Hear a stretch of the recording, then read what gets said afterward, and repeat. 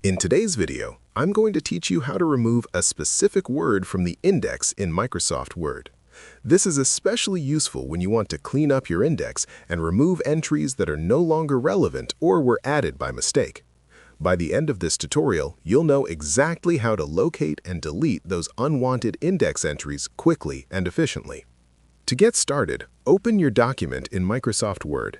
The first thing you need to understand is that index entries are usually marked within the document using special field codes. These codes are not always visible by default, so you'll need to display them first. Go to the Home tab and click on the Show or Hide button, which looks like a paragraph symbol. This will reveal hidden formatting marks, including index entries. Once the formatting marks are visible, scroll through your document and look for the specific word you want to remove from the index. Index entries are typically enclosed in curly brackets and may include XE fields, which stand for index entry.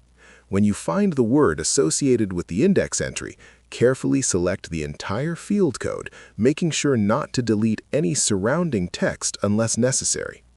After selecting the index field, simply press the Delete key on your keyboard.